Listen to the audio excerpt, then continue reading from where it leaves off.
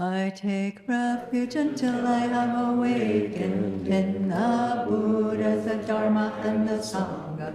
By the merit I create by listening to the Dharma, I will attain Buddhahood in order to benefit all sentient beings.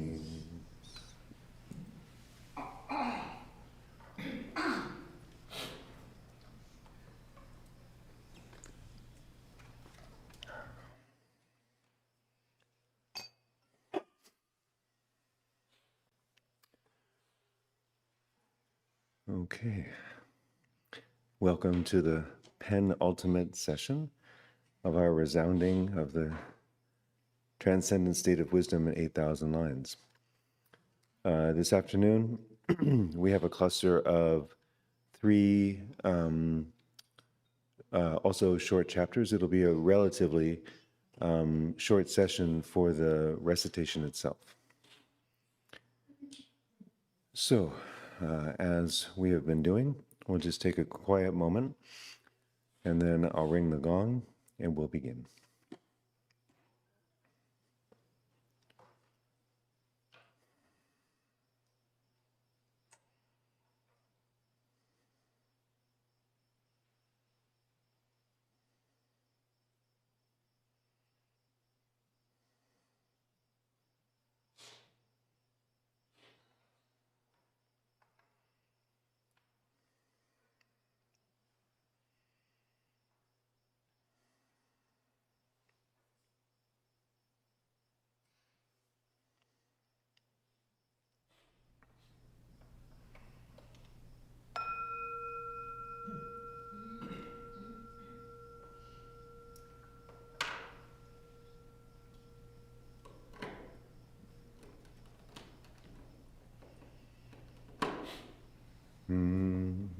Chapter 27, The Essence.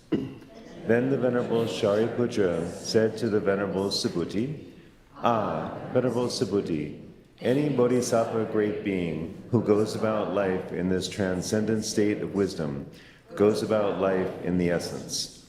At this, the Venerable Subhuti said to the Venerable Shariputra, "Ah, Venerable Shariputra, any bodhisattva great being who goes about life in this transcendent state of wisdom goes about life in the essenceless." Then many thousands of gods of the desire realm had the thought, we should pay homage to those sentient beings who have accomplished the mindset for unsurpassed perfect awakening. Those who go about life in such a profound transcendent state of wisdom never actualize the pinnacle of reality at the level of a disciple or a solitary realizer in that way. For this very reason, one can know that these bodhisattva great beings are going about life in the true nature of things, but they do not actualize that true nature of things. Then the Venerable Subhuti knew in his mind the mental ruminations of the many thousands of gods of the desire realm, and said to them, "Gods, a bodhisattva great being has no difficulty that is because of not actualizing the pinnacle of reality. Of a great being has, which is an extreme difficulty, is that he or she dons the armor in order to help immeasurable, innumerable, and measureless sentient beings attain complete nirvana. But he or she finds there to be absolutely no sentient beings. Since he or she does not find those sentient beings thanks to their voidness, that bodhisattva great being also does not mentally perceive them. Thus, the bodhisattva great being finds absolutely no disciples to be tamed, even though he or she sets out to realize unsurpassed perfect awakening with the conception, I will tame sentient beings. Gods, one should think of those sentient beings to be tamed as being like space. Why is that? Because, gods, one should understand sentient beings to be void in the same way that space is void. For this very reason, gods, when a bodhisattva great being performs such difficult noble deeds, he or she equips him or herself with the great armor in order to benefit sentient beings who are neither being found nor mentally perceived. And gods, anyone who considers themselves to have donned the great armor for the benefit of sentient beings should also consider themselves to be in a struggle with space, because the armor he or she has donned for the benefit of sentient beings is also just that. It has been taught by the worthy, perfectly and completely awakened Tathāgata that a bodhisattva great being's freedom from any mental perception of sentient beings is the absolute nature of everything. So this freedom from any mental perception should also be understood as the voidness of sentient beings, and the voidness of bodhisattvas should simply be understood as the voidness of the disciples to be tamed. If a bodhisattva great being is not disheartened by what is being taught in this way, then, gods, one can know that this bodhisattva great being goes about life in the transcendent state of wisdom. How so? Because in this way, the voidness of physical forms should be known as the voidness of sentient beings. Likewise, the voidness of feelings, conceptions, conditioning factors, and consciousness should be known as the voidness of sentient beings. In fact, everything up to the voidness of all things should be known as the voidness of sentient beings. In this way, gods, a bodhisattva great being should see the voidness of all things, and thus, gods, a bodhisattva great being is not disheartened when the voidness of all things is being described.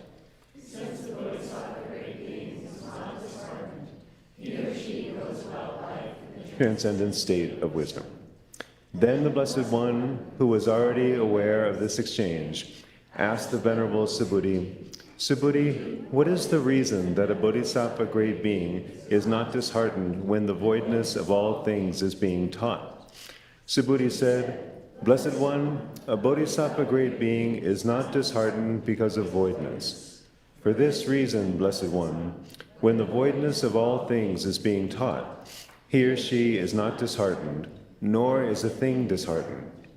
Why is that? Because, Blessed One, a bodhisattva great being does not mentally perceive a thing able to be disheartened.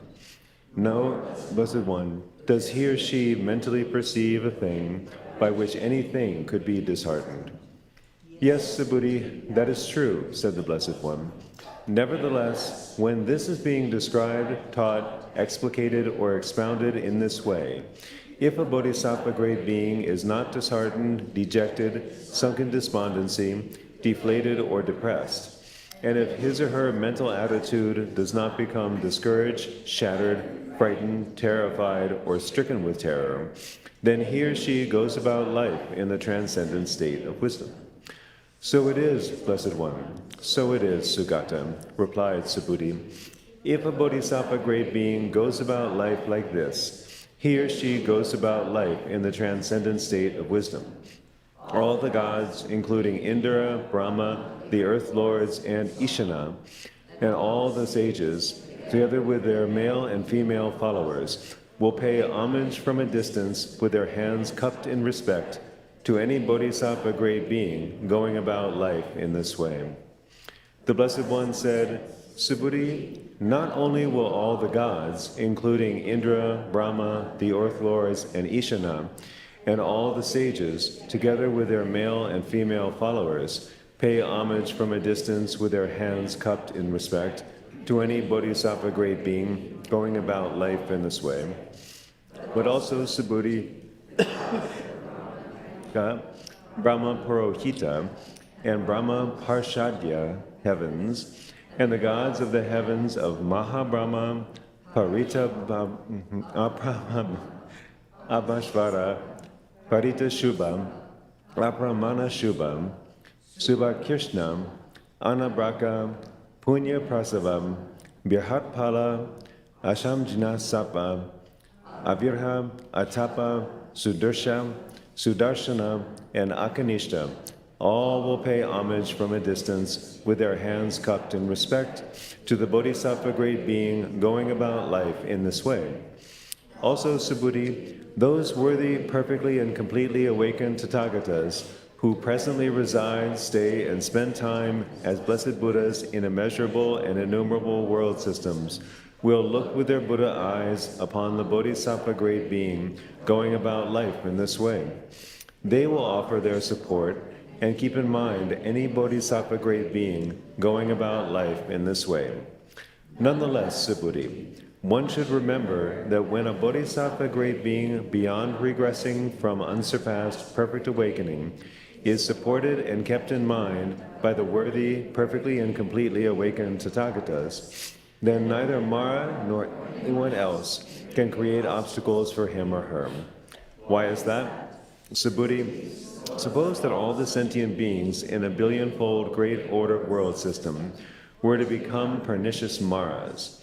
And Subhuti, suppose also that each pernicious Mara magically created the same number of armies of Maras. Subhuti, even these pernicious Maras would not be able to create an obstacle to the unsurpassed perfect awakening for a Bodhisattva great being who goes about life in the transcendent state of wisdom, because he or she is kept in mind by these Buddhas.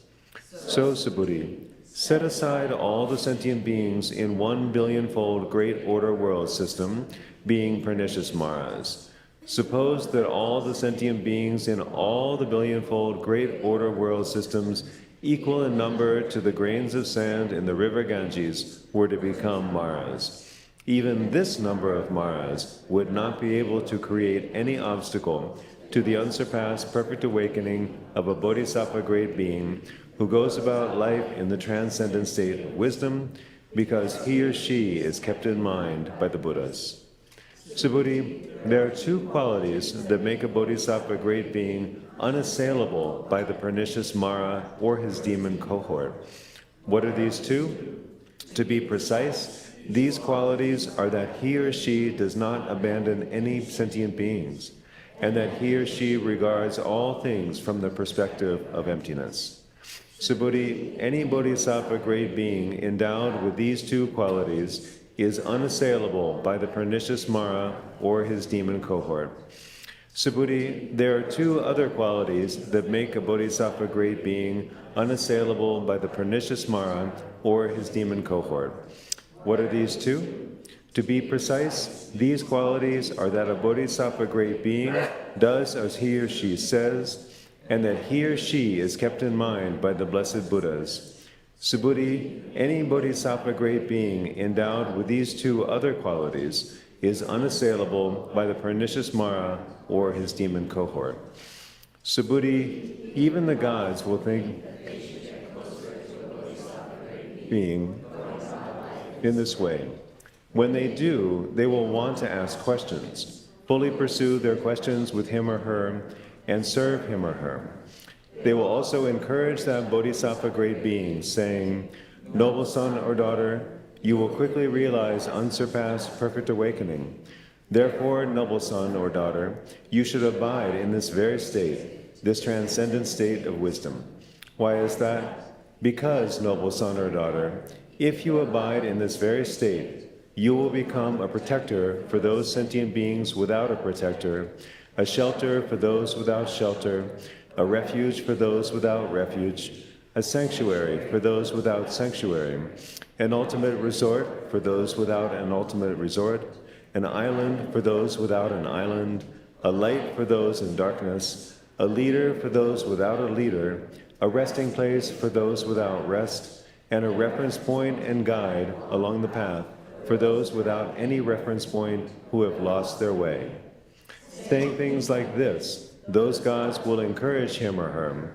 For what reason?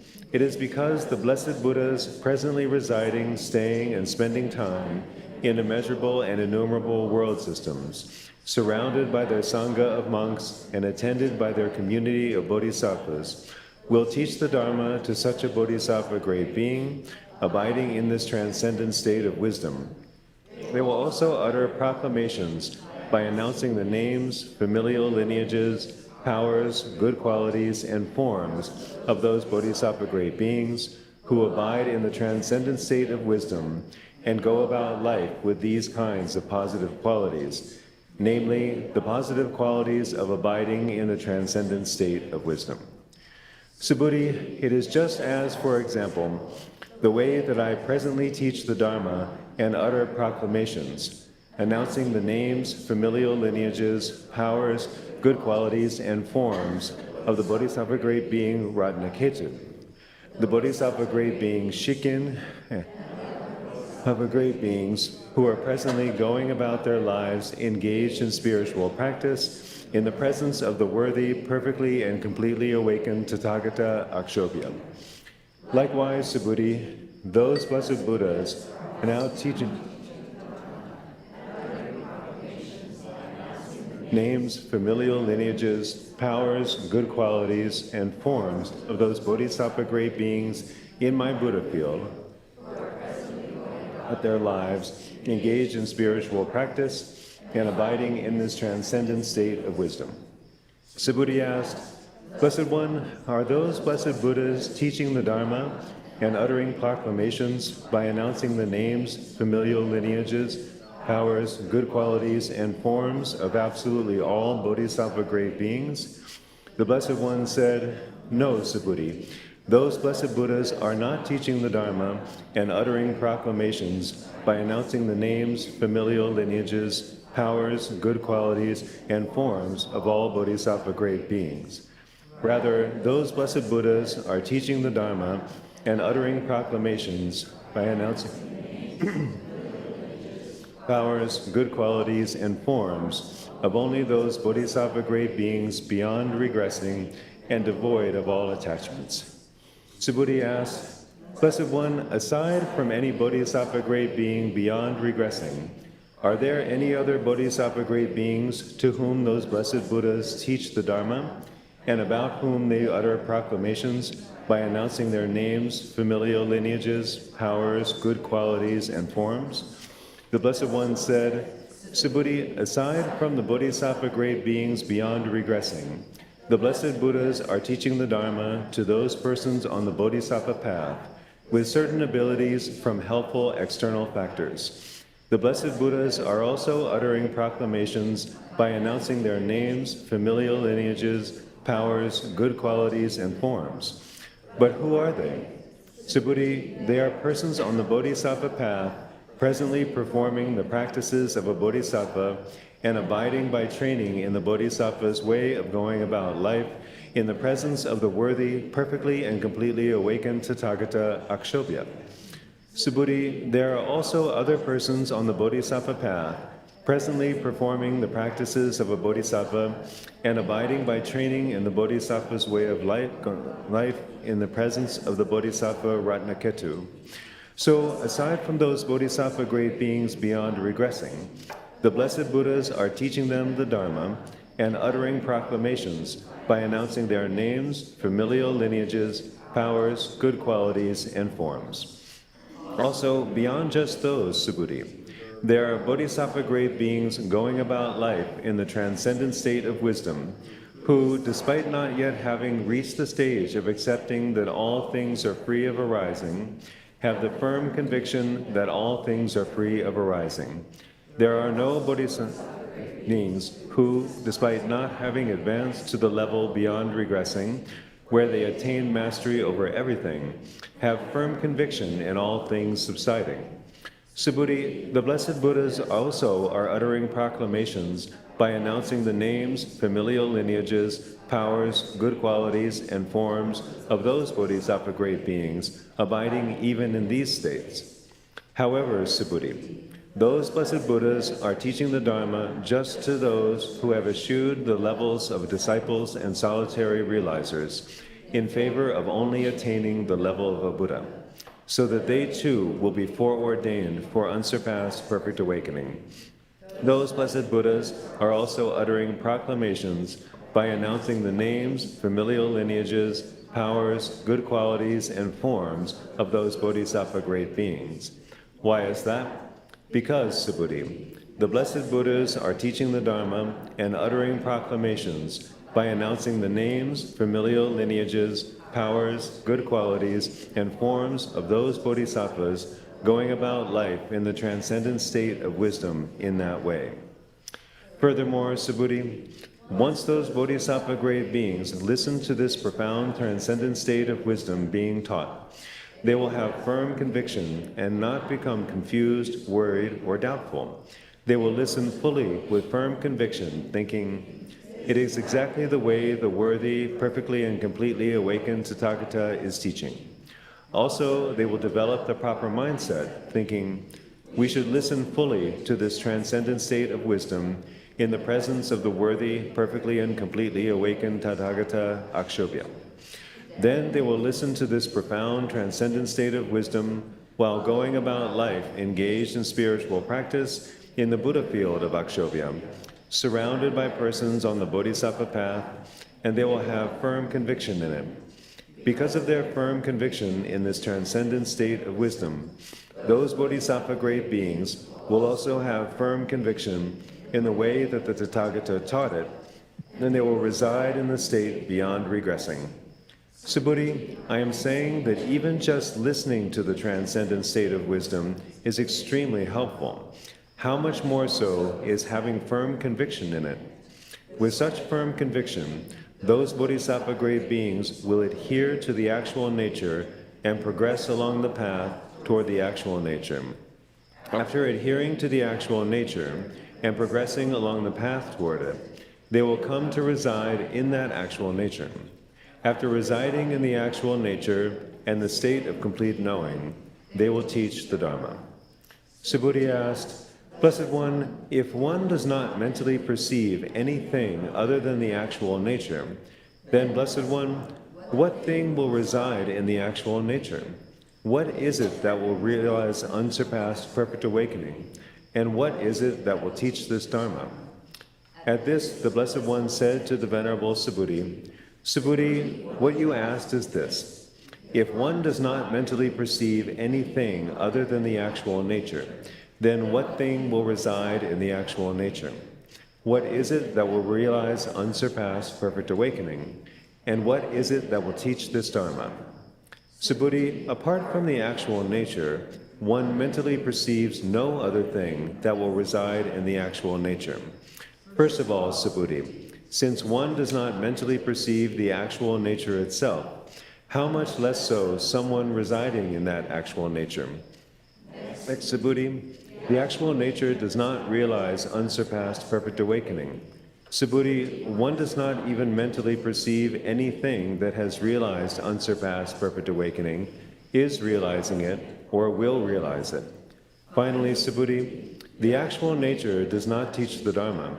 Subhuti, one does not mentally perceive even a thing that could teach it. Then Shakra, powerful Lord of the gods, said to the Blessed One, Blessed One, the transcendent state of wisdom is profound. Blessed One, the Bodhisattva great being performs difficult noble deeds, wishing for unsurpassed perfect awakening. Why is that?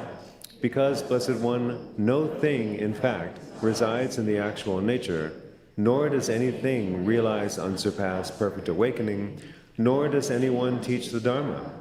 And yet, a Bodhisattva great being does not become deflated, worried, or confused about this. Then the Venerable Subhuti said to Shakra, powerful Lord of the gods, Kaushika, what you said is that the Bodhisattva great beings who perform difficult noble deeds are not worried or confused when these profound teachings are being taught. Since all things are empty, Kaushika, who is it that becomes worried or confused about them? Shakra said, anything whatsoever that the noble Subhuti explicates is about emptiness. He never gets caught up in anything. It is just as an analogy, like an arrow shot into midair. It does not get caught up in anything. In this very same way, the noble Subhuti's explication of the Dharma does not get caught up in anything. Then Shakra, powerful Lord of the gods, to the Blessed One, Blessed One, in light of the way the noble Subhuti is speaking and explicating, I hope that I may become someone who presents what has been taught by the Tathāgata and speaks the truth, and that I may reveal whatever is conducive to the Dharma.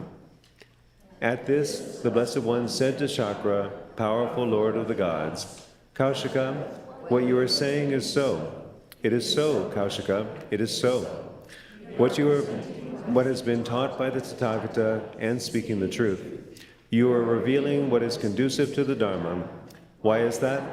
It is because anything that the noble Subhuti illuminates, he illuminates about emptiness. Why is that? Because, Kaushika, the elder Subhuti neither sees nor identifies even so much as the transcendent state of wisdom, how much less so one who goes about life in the transcendent state of wisdom. He does not mentally perceive even so much as awakening, how much less so one who will realize awakening. He does not mentally perceive even so much as the state of complete knowing, how much less so one who will attain the state of complete knowing. He does not mentally perceive even so much as the actual nature, how much less so one who will become a Tathāgata. He does not mentally perceive even so much as the freedom from arising, how much less so one who will actualize freedom from arising. He does not mentally perceive even so much as a bodhisattva, how much less so one who will realize awakening. He does not mentally perceive even so much as the powers, how much less so one who will become equipped with the powers. He does not mentally perceive even so much as the states of self-confidence, how much less so one who will become self-confident. He does not mentally perceive even so much as the Dharma, how much less so one who will teach the Dharma. This is because, Kaushika, the elder Subhuti is abiding in the state void of all things and free of mental conceptions about all things. But Kaushika, the elder Subhuti's state devoid of all things and free of mental conceptions of them does not come close in worth to 100th, 1,000th, 100,000th, 1/10 millionth, 1 billionth, 1/10 billionth, 1 trillionth, or even 1/10 trillionth Kaushika of the state of a bodhisattva grade being going about life and abiding in the transcendent state of wisdom. Nor would any calculation, any fraction, any quantification, any metaphor, any analogy, any equivalence, or any comparison even be adequate for comparing them.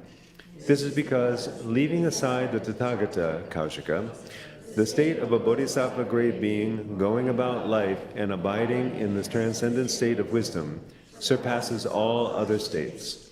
Kaushika, this state is called the foremost, the best, the most distinguished, the most eminent, the preeminent, the most prominent, the excellent, the unexcelled, the most excellent, the unequaled, and the equal to the unequaled.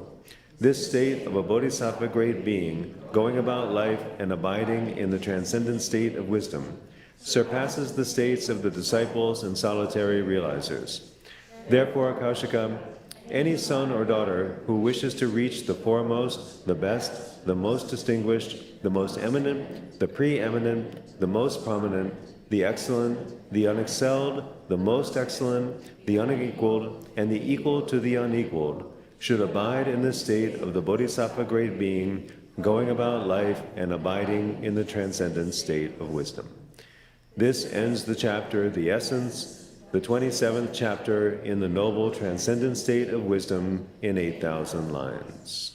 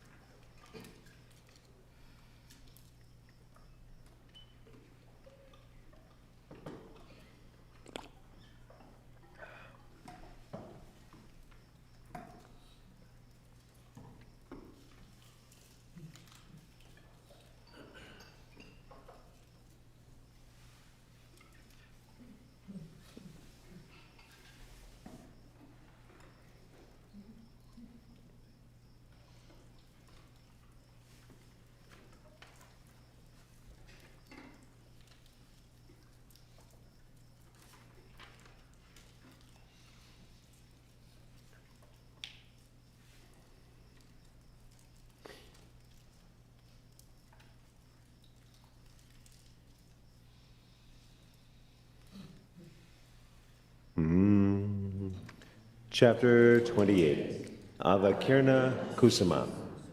Then at that time, one of the gods, together with the gods of the heaven of the 33, gathered a magnificent array of heavenly mandarava flowers, and then approached the Blessed One. At that same time, 600 monks had arrived at that very assembly and taken their seats. They stood up from their seats, put their upper robes over one shoulder, placed their right knees on the earth, and then prostrated to the Blessed One with their hands cupped together in reverence. Through the Buddha's miraculous power, those monks' hands, outstretched and cupped together in reverence, were with the magnificent heavenly Mandarava flower blossoms. The monks showered and scattered magnificent heavenly Mandarava flower blossoms upon the worthy, perfectly and completely awakened Tathāgata, and spoke these words: Blessed One, we will go about life in the transcendent state of wisdom.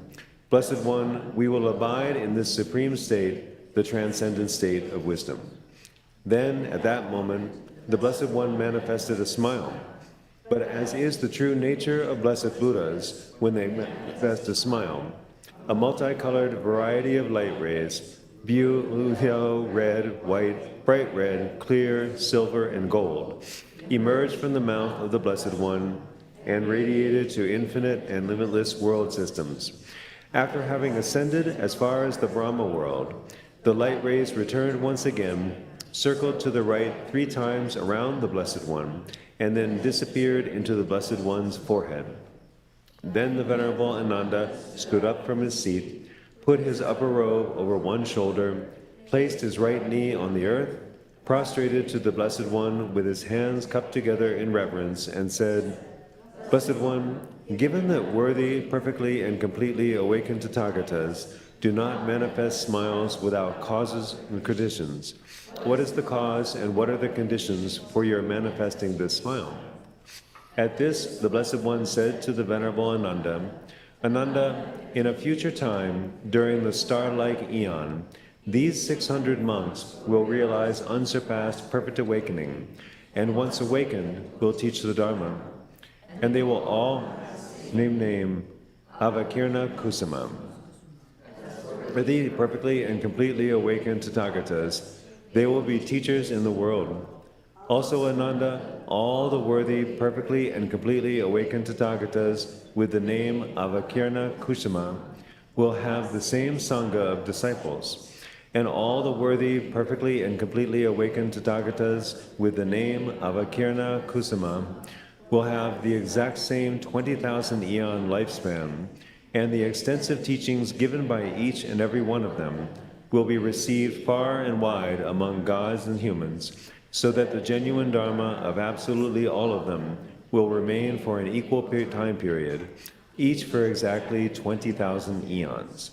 Also, a shower of flowers with 5 colored blossoms will appear in all the villages, cities, towns, communities, kingdoms, and principalities, from which they will all depart for the ascetic life and then set in motion the Dharma wheel.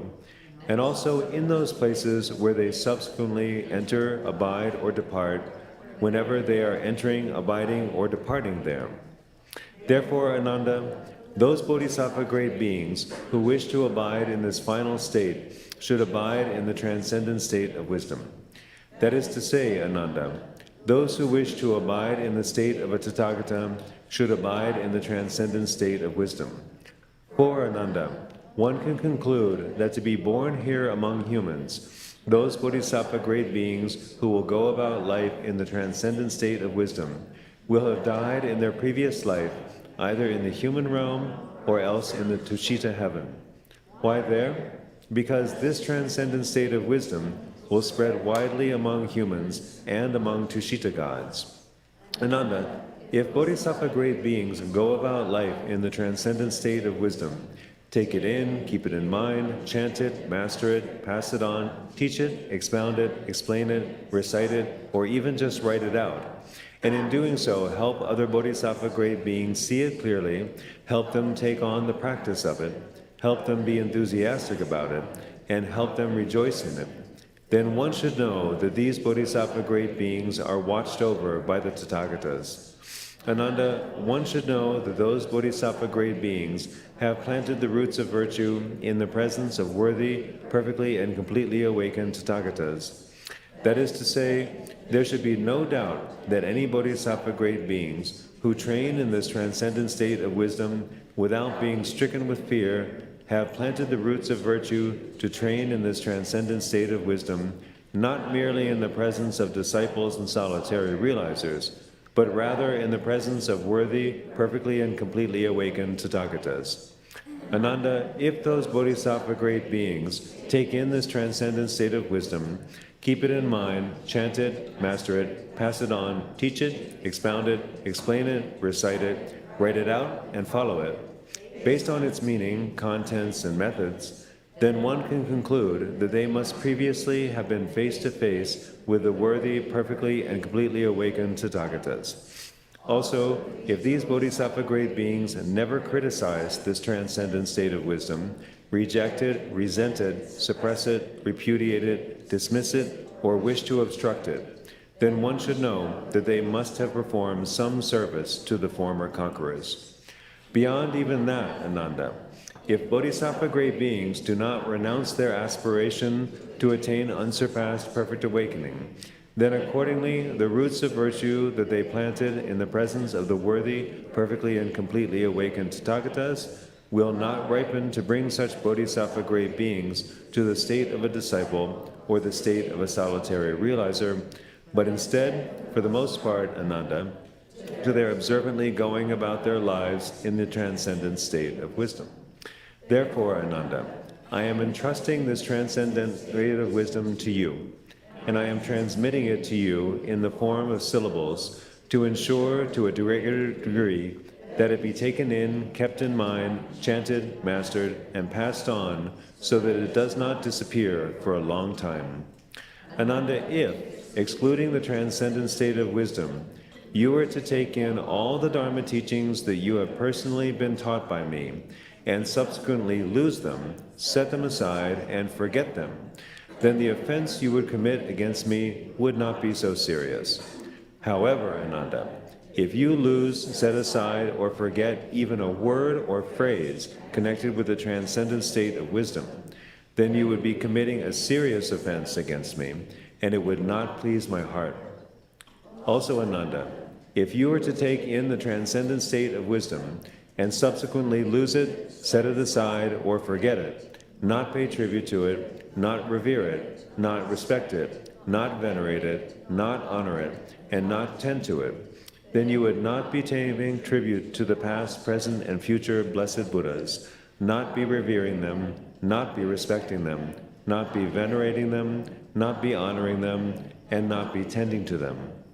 And if you were to take in the transcendent state of wisdom and subsequently lose it, set it aside, or forget it, then you would be committing a serious offense against me, and you would bring displeasure to my heart. Why is that? Ānanda, the Tathāgata has stated, the transcendent state of wisdom is the mother of the past, present, and future worthy, perfectly, and completely awakened Tathāgatas. She engenders them, gives them birth, and brings them forth. Therefore, Ānanda, I am entrusting this transcendent state of wisdom to you, and transmitting it to you in the form of syllables to ensure to a greater degree that it does not disappear. Ānanda, this transcendent state of wisdom should be taken in. Ānanda, this transcendent state of wisdom should be kept in mind. Ānanda, this transcendent state of wisdom should be chanted. Ānanda, this transcendent state of wisdom should be mastered. Ānanda, this transcendent state of wisdom should be passed on. Ānanda, this transcendent state of wisdom should be taught. Ānanda, this transcendent state of wisdom should be expounded. Ānanda, this transcendent state of wisdom should be explained. Ānanda, this transcendent state of wisdom should be recited. Ānanda, this transcendent state of wisdom should be written out. Ānanda, this transcendent state of wisdom should be cultivated. Ānanda, you should make sure this transcendent state of wisdom is well attended to, well kept in mind, well mastered, and well passed on. It should be well pronounced and taken in with clearly enunciated vowels, consonants, and words. Why is that? Because, Ānanda, conforming with the true nature of things, it becomes the truth body of the past, present, and future, worthy, perfectly, and completely awakened Tathāgatas. Ānanda, just as you think, out of your appreciation, devotion, goodness, and your wish for my welfare, to serve me, give me offerings, and keep me in mind, Since I am the Tathāgata who is residing, existing, and abiding here presently, just so, out of your appreciation, devotion, helpfulness, and contentment, you should take in this transcendent state of wisdom, keep it in mind, chant it, master it, pass it on, teach it, expound it, explain it, recite it, write it out, cultivate it, pay tribute to it, revere it, respect it, venerate it, honor it, and care for it. In this way, Ānanda, you venerate me and the Bodhisattva great beings. You also engender appreciation, trust, and devotion for the past, present, and future blessed Buddhas. Ānanda, if you feel affection for me, cherish me, and do not forsake me as the Tathāgata, then may you feel affection for this transcendent state of wisdom, cherish it, and not forsake it, so that not even one word of it is lost or disappears. I could speak highly of the entrustment of the transcendent state of wisdom for a long time, 1 eon, several eons, hundreds of eons, thousands of eons, hundreds of thousands of eons, millions of eons, billions of eons, trillions of eons, or even more than that. But in brief, Ānanda, the transcendent state of wisdom is your teacher in the same way that I am your teacher. The transcendent state of wisdom is the teacher of the world with its gods, humans, and asuras, in the same way that the blessed Buddhas are teachers of the world with its gods, humans, and asuras. Therefore, Ānanda, as this transcendent state of wisdom is unlimited, I am entrusting and transmitting this transcendent state of wisdom to you with an unlimited assignment to bring welfare and happiness to the world with its gods, humans, and asuras. Ānanda, if anyone does not forsake the Tathāgata, does not forsake the Dharma, does not forsake the Saṅgha, and does not forsake the awakening of the past, present, and future blessed Buddhas, then let him or her also not forsake the transcendent state of wisdom. This is our admonition. Also, Ānanda, if anyone were to take in this transcendent state of wisdom, keep it in mind, chant it, master it, pass it on, teach it, expound it, explain it, and recite it, write it out, and cultivate it, then he or she would support the awakening of the past, future, and present blessed Buddhas. Ānanda, this is because anyone who supports this transcendent state of wisdom during its degeneration supports the awakening of the past, present, and future blessed Buddhas. Why is that? Because, Ānanda, the awakening of the blessed Buddhas is born from the transcendent state of wisdom. Ānanda, the unsurpassed perfect awakening of those blessed Buddhas who were the past worthy, perfectly and completely awakened Tathāgatas was born from nothing but the transcendent state of wisdom.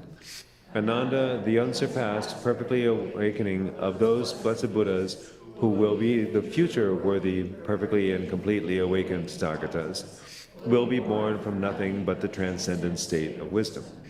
Ānanda, the unsurpassed perfect awakening of those blessed Buddhas who are the worthy, perfectly and completely awakened Tathāgatas, presently residing, existing, and abiding in immeasurable, innumerable world systems, is born from nothing but the transcendent state of wisdom.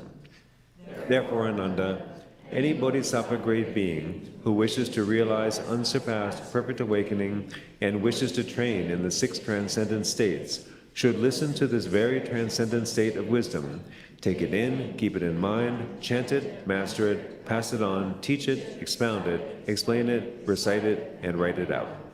He or she should train in and engage in meditation in this very transcendent state of wisdom. Why is that? Because, Ānanda, this transcendent state of wisdom is the mother who engenders and gives birth to bodhisattva great beings. Furthermore, Ānanda, all those bodhisattva great beings who have gone forth, are going forth, or will go beyond cyclic existence to unsurpassed perfect awakening, train in the 6 transcendent states, and become trained in them, Ānanda, thanks to the transcendent state of wisdom. They too are all born from the transcendent states. Ānanda, thanks to only this transcendent state of wisdom. Why is that? Because, Ānanda, all the transcendent states born from the transcendent state of wisdom bring forth unsurpassed perfect awakening. Therefore, Ānanda, I am entrusting this transcendent state of wisdom to you and transmitting it to you, to an even greater degree, a second and a third time, so that it does not disappear. Ānanda, it is because this, the transcendent state of wisdom, is the inexhaustible Dharma treasury of the worthy, perfectly and completely awakened Tathāgatas. Is that? Because, Ānanda, all the Dharma that the previous blessed Buddhas taught to sentient beings stuck in the beginningless and endless cyclic existence has come from this very Dharma treasury, the transcendent state of wisdom. Also, Ānanda, the future blessed Buddhas, who will realize unsurpassed perfect awakening and then teach the Dharma to sentient beings stuck in the boundless cyclic existence, will arise from this very Dharma treasury, the transcendent state of wisdom. Also, Ānanda, the present blessed Buddhas, who are residing, existing, and abiding in immeasurable and innumerable world systems, while teaching the Dharma, are manifesting from this very Dharma treasury, the transcendent state of wisdom. Therefore, Ānanda, this Dharma treasury, the treasury of the transcendent state of wisdom, is inexhaustible. Suppose you were to teach the Dharma at the disciple level to persons on the disciple path. Even if, by your doing so, all the sentient beings in a billionfold great order world system were to actualize the state of a worthy one, then you, as a disciple of mine, still would not have accomplished the task of a disciple through teaching the Dharma by continuing to turn the Dharma wheel that I set in motion. But, Ānanda, suppose you were to teach and elucidate for a bodhisattva great being even just one word of Dharma associated with the transcendent state of wisdom. Then it would please me that you, as a disciple, were teaching the Dharma by continuing to turn the Dharma wheel that I set in motion. But that would not be the case with the former Dharma teaching that helped all those sentient beings in the billionfold great order world system to attain the state of a worthy one. Ānanda, what do you think? Would the things that all those worthy ones are producing, namely the merit associated with generosity, the merit associated with ethical discipline, and the merit associated with cultivation, amount to much merit? A great amount, Blessed One. A great amount, Sukata, said Ānanda. The Blessed One said, Ānanda, compared to that, a person on the disciple path who teaches bodhisattva grade beings the Dharma associated with the transcendent state of wisdom would earn much more merit. For this reason, Ānanda, if a bodhisattva grade being were to teach another bodhisattva grade being the Dharma associated with the transcendent state of wisdom, even just for one day, he or she would earn much more merit. Ānanda, never mind one day, even just for one breakfast period. Ānanda, never mind one breakfast period, even just for 30 minutes to an hour. Ānanda, never mind 30 minutes to an hour, even just for 1 minute. Ānanda, never mind 1 minute, even just for 1 second. Ānanda, never mind 1 second, even just for 1 instant. If a bodhisattva grade being were to teach another bodhisattva grade being a Dharma word associated with the transcendent state of wisdom, be it just for 1 minute, 1 second, or 1 instant, he or she would earn much more merit, because, Ānanda, this gift of the Dharma to the bodhisattva grade being surpasses the roots of virtue belonging to all persons on the paths of disciples and solitary realizers. When, Ānanda, a bodhisattva grade being has such a root of virtue and keeps it in mind, there is no possibility or chance that he or she would regress from unsurpassed perfect awakening. Such a thing could never occur.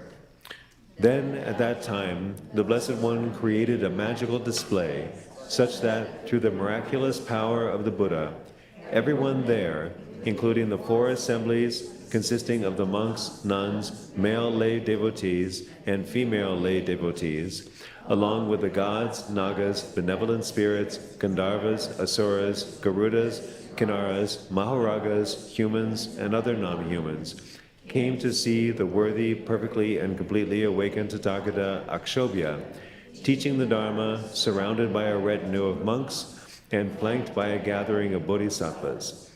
In his deep, ocean-like assembly, he was attended by bodhisattva great beings endowed with the inconceivable positive qualities and encircled by all the worthy ones. Those worthy ones had eliminated the worldly influences. They had no emotional defilements. They had become self-controlled. They had utterly liberated their mindset. They had utterly liberated their discernment. They were noble. They were exemplary. They had completed the work to be done. They had accomplished the tasks. They had laid down their burdens. They had attained the benefit for themselves. They had completely cut the ties to worldly existence. They had the mindset utterly liberated through accurate understanding. And they had succeeded in reaching the supreme perfection of mastery over all their mental faculties. Then the Blessed One retracted the magical display he had created. After he had retracted it, the blessed, worthy, perfectly and completely awakened Tathāgata Akshobhya was no longer visible. His Buddha field, his Bodhisattva grade beings, and his great disciples all no longer appeared to the eyes of the four assemblies, or the gods, Nagas, benevolent spirits, Gandharvas, Asuras, Garudas, Kinnaras, Maharagas, humans, or other non-humans. Why? Because the worthy, perfectly and completely awakened Tathāgata had retracted his magical display, so everything ceased to appear any more to any of their eyes. Then the Blessed One addressed the Venerable Ānanda. Ānanda, such is the case with all things. They do not appear to the eye. Things do not appear to things.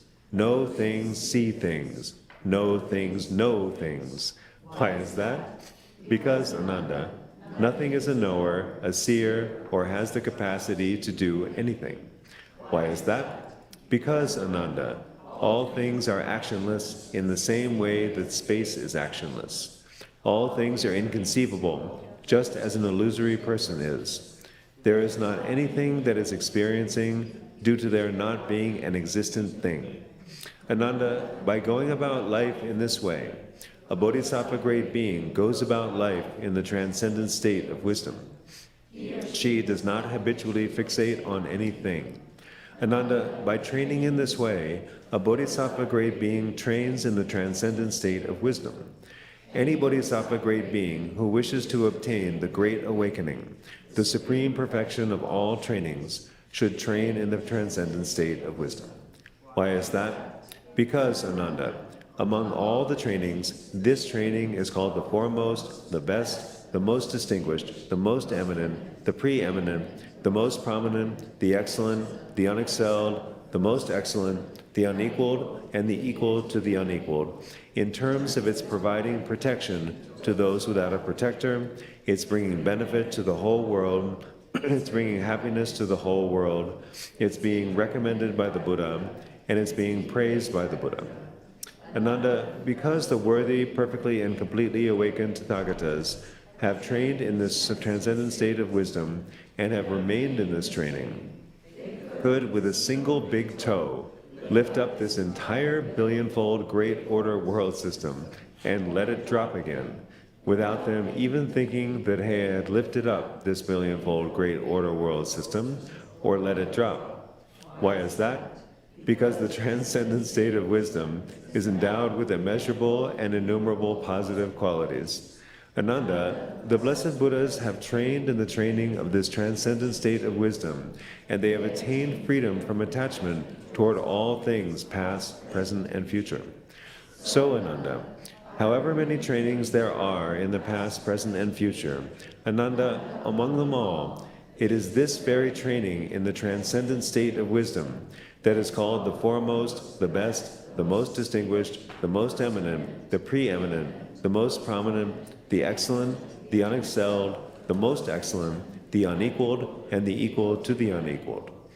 For Ānanda, the transcendent state of a wisdom is immeasurable. Ānanda, the transcendent state of wisdom is inexhaustible. And Ānanda, the transcendent state of wisdom is limitless. Why is that? Because, Ānanda, the transcendent state of wisdom is a state free of existence. It is because, Ānanda, anyone who might think he or she can grasp the measure, dissipation, or limit of the transcendent state of wisdom would be thinking he or she can grasp the measure, dissipation, or limit of space. Why is that? Because, Ānanda, the transcendent state of wisdom is immeasurable. Ānanda, the transcendent state of wisdom, is inexhaustible, and Ānanda, the transcendent state of wisdom, is limitless. Never, Ānanda, have I described a measure, dissipation, or limit of the transcendent state of wisdom. But certainly, Ānanda, any grouping of names, words, or syllables is bound up with measures. And yet, Ānanda, the transcendent state of wisdom is not bound up with measures. Why is that? Because, Ānanda, the grouping of names, words, and syllables here is not the transcendent state of wisdom. Ānanda, this transcendent state of wisdom is not subject to being measured. Ānanda, this transcendent state of wisdom is unlimited. Ānanda asked, "But Blessed One, what is the reason that the Blessed One has not described the measure of the transcendent state of wisdom?" The Blessed One said, "Ānanda, the Tathāgata has not explicated the measure of the transcendent state of wisdom because it is inexhaustible. Ānanda, the Tathāgata has not described the measure of the transcendent state of wisdom because of its voidness. Ānanda, one cannot mentally perceive the voidness of a void thing, so how could one possibly measure it? Ānanda, the worthy, perfectly and completely awakened Tathāgatas in the past have manifested from this very transcendent state of wisdom. Ānanda, but this transcendent state of wisdom has not been depleted or completely exhausted. Also, Ānanda, the worthy, perfectly and completely awakened Tathāgatas in the future will manifest from this very transcendent state of wisdom, Ānanda. But this transcendent state of wisdom will not be depleted or completely exhausted.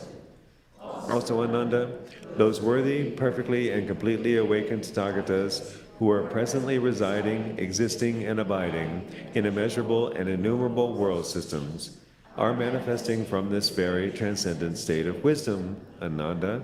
But this transcendent state of wisdom is not depleted or completely exhausted. Also, Ānanda, I am presently the worthy, perfectly and completely awakened Tathāgata. I too am a manifestation of this very transcendent state of wisdom, Ānanda. But this transcendent state of wisdom is not depleted or completely exhausted. Why is that? Because, Ānanda, anyone who thinks that the transcendent state of wisdom can be exhausted should think space can be exhausted. That, Ānanda, is why this transcendent state of wisdom is inexhaustible. Then the Venerable Subhuti thought to himself, "This point that the Tathāgata is teaching is profound. I should certainly ask the Tathāgata about it." Then the Venerable Subhuti asked the Blessed One, "Blessed One, is the transcendent state of wisdom inexhaustible?" The Blessed One said, "Subhuti, this transcendent state of wisdom is inexhaustible, specifically as inexhaustible as space, because it is free of the arising of all things." Subhuti asked, "Blessed One, how should one realize the transcendent state of wisdom?"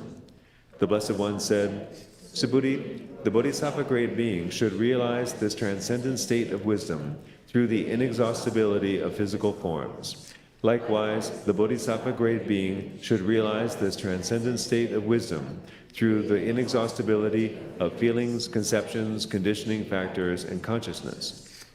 In this way, Subhuti, the Bodhisattva grade being should realize this transcendent state of wisdom.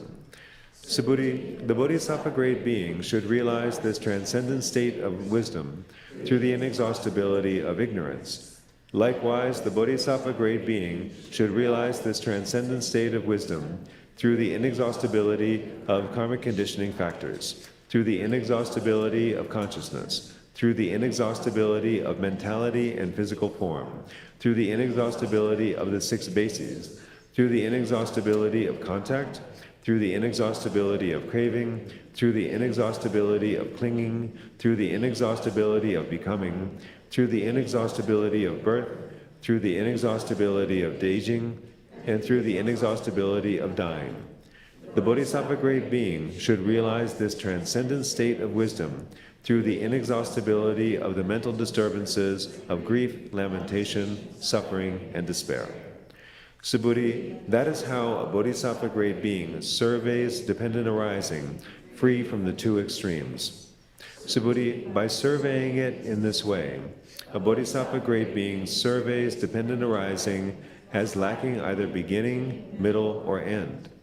Subhuti, what a bodhisattva grade being surveys while seated at the epicenter of awakening is something unique. Subhuti, when a bodhisattva grade being surveys dependent arising in this way, he or she attains the knowing of someone who has complete knowing. Subhuti, this is because when a bodhisattva grade being goes about life and surveys dependent arising in terms of realizing the inexhaustible, he or she will come to abide not on the levels of disciples or solitary realizers, but in the state of complete knowing. Subhuti, there are some bodhisattva grade beings who might regress from unsurpassed perfect awakening. For instance, as a result of not depending upon the proper attentiveness and skill in means, great being should realize the transcendent state of wisdom through realizing the inexhaustible, or how a bodhisattva grade being should survey dependent arising in the transcendent state of wisdom through realizing the inexhaustible. Subhuti, those bodhisattva grade beings who have previously regressed from unsurpassed perfect awakening are now regressing from it, or will regress from it, will do so as a result of not depending upon the proper attentiveness and skill in means. Subhuti, all those bodhisattva grade beings who have not regressed from the unsurpassed perfect awakening are not regressing from it, or will not regress from it, do so as a result of depending upon this transcendent state of wisdom. Thus, a bodhisattva grade being going about life in the transcendent state of wisdom should realize the transcendent state of wisdom through realizing the inexhaustible, and should survey dependent arising in the transcendent state of wisdom through realizing the inexhaustible in this way.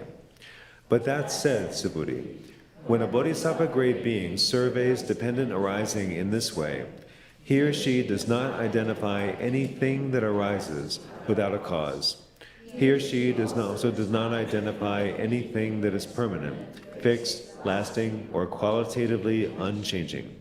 He or she also does not identify anything that is an agent or an experiencer.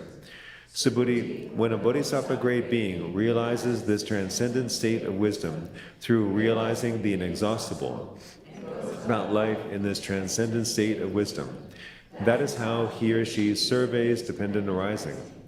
Subhuti, at the time when a bodhisattva grade being realizes this transcendent state of wisdom through realizing the inexhaustible and surveys dependent arising, Subhuti, that bodhisattva grade being does not identify physical forms. He or she also does not identify feelings, conceptions, conditioning factors, or consciousness. He or she also does not identify ignorance, the karmic conditioning factors, consciousness, mentality and physical form, the six bases, contact, craving, clinging, becoming, birth, aging, or dying. He or she also does not identify the mental disturbances of grief, lamentation, suffering, or despair. He or she also does not identify this Buddha field or another Buddha field, or even a thing through which this or another Buddha field might be identified. In a state of wisdom for bodhisattva grade beings. Subhuti, when a bodhisattva grade being goes about life in the transcendent state of wisdom, then the pernicious Mara is overcome with pangs of utter grief.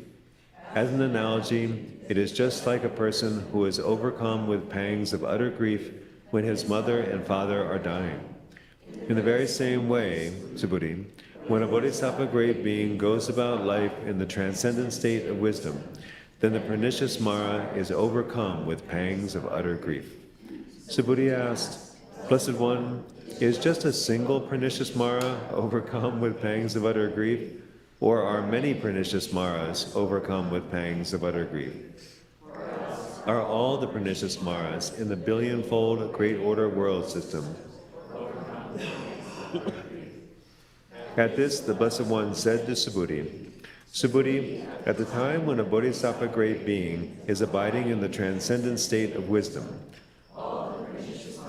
in the billion-fold Great Order world system,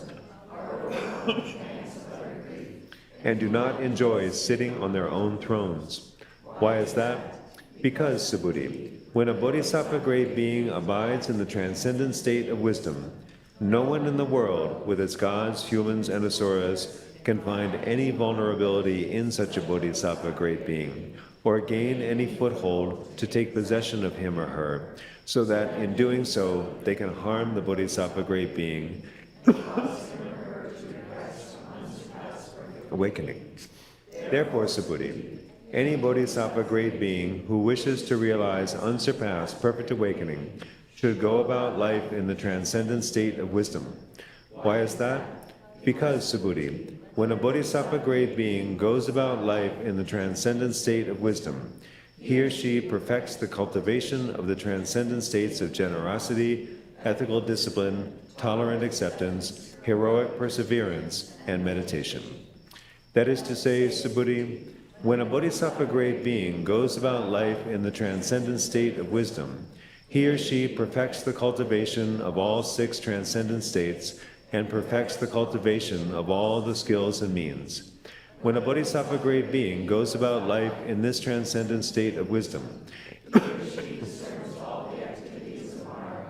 that might arise immediately as they are arising, dismisses them. So, Subhuti, any bodhisattva grade being wishing to gain all the skills and means should go about life in the transcendent state of wisdom and should cultivate the transcendent state of wisdom.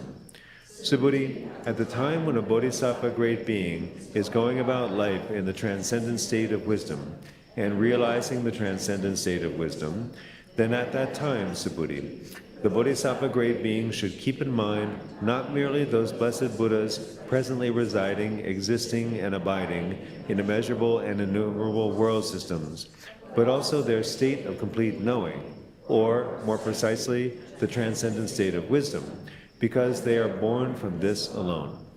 After keeping this in mind, the bodhisattva grade being should develop the proper mindset repeatedly, thinking, I will attain the qualities that have been attained by the blessed Buddhas. When a bodhisattva grade being is going about life in the transcendent state of wisdom in this way, he or she should develop this mindset and should realize it throughout the day, even just for a mere finger snap.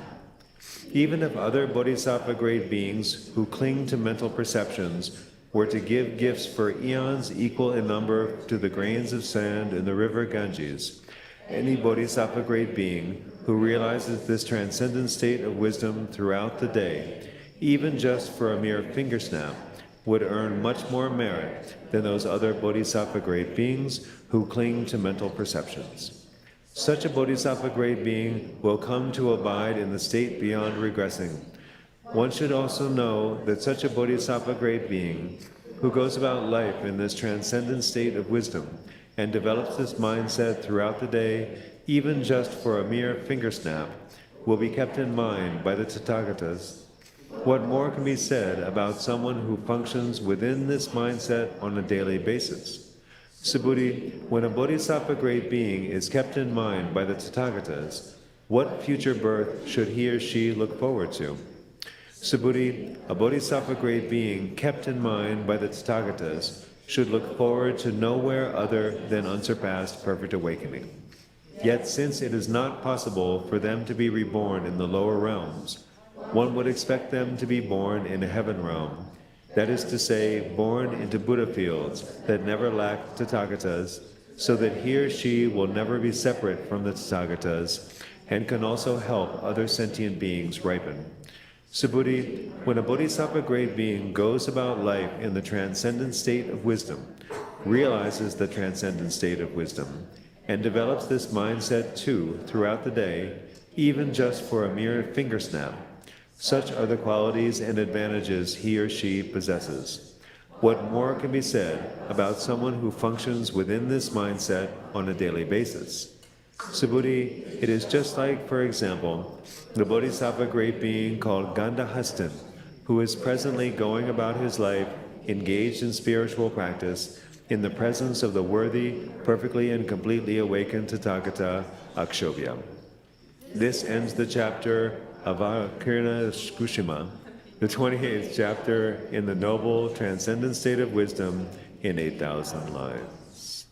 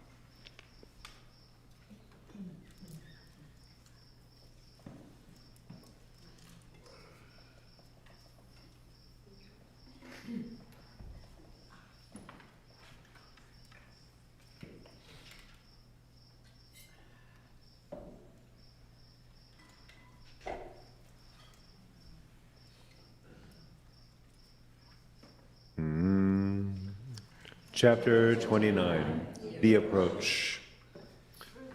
Furthermore, Subhuti, a bodhisattva great being should approach the transcendent state of wisdom in this way. He or she should approach the transcendent state of wisdom through being free from attachment to all things. He or she should approach the transcendent state of wisdom through not differentiating all things. He or she should approach the transcendent state of wisdom through the non-occurrence of all things. He or she should approach the transcendent state of wisdom, comprehending that all things are equal to the unchanging.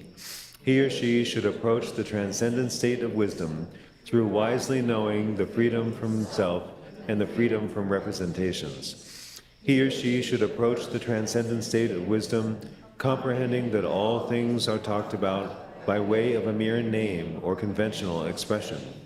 But a conventional expression neither arises anywhere nor arises from anywhere, and also the conventional expression is not a thing. He or she should approach the transcendent state of wisdom, comprehending that all things are not a conventional expression or utterance, and not expressed conventionally or uttered. He or she should approach the transcendent state of wisdom through the lack of any valid means of cognizing anything. He or she should approach the transcendent state of wisdom through the lack of any valid means of cognizing physical forms. Likewise, he or she should approach the transcendent state of wisdom through the lack of any valid means of cognizing feelings, conceptions, conditioning factors, or consciousness. He or she should approach the transcendent state of wisdom through the freedom from signs of all things. He or she should approach the transcendent state of wisdom through penetrating all things. He or she should approach the transcendent state of wisdom through the natural purity of all things. He or she should approach the transcendent state of wisdom through not speaking of any things. He or she should approach the transcendent state of wisdom through the non-cessation of all things, being equal to relinquishing them. He or she should approach the transcendent state of wisdom through the attainment of nirvana of all things being the same in their actual nature. He or she should approach this transcendent state of wisdom, comprehending that all things neither come nor go, and are neither knowing nor born, because of their absolute freedom from birth. He or she should approach the transcendent state of wisdom through not seeing a self or an other. He or she should approach the transcendent state of wisdom, comprehending that all things are noble, worthy ones, insofar as they are pure by nature. He or she should approach the transcendent state of wisdom, comprehending that all things have laid down their burdens, since they are not imposed by the burden. He or she should approach the transcendent state of wisdom through the lack of place or location of all things. Why is that? Because, Subhuti, physical forms have no place and no location, given the inherent nature of their essential nature. He or she should approach the transcendent state of wisdom through being delighted in the cessation of all things. He or she should approach the transcendent state of wisdom through neither liking nor disliking. He or she should approach the transcendent state of wisdom through neither passion nor dispassion. Why is that? Because, Subhuti, physical forms are neither impassioned nor unimpassioned by a nature with any reality, insofar as physical forms are pure by nature. Likewise, feelings, conceptions, conditioning factors, and consciousness are neither impassioned nor unimpassioned by a nature with any reality, insofar as they are pure by nature. She should approach the transcendent state of wisdom, comprehending that all things are detached, since they are devoid of either attachment or freedom from attachment. He or she should approach the transcendent state of wisdom, comprehending that all things are awakening through becoming aware of the knowing of a Buddha.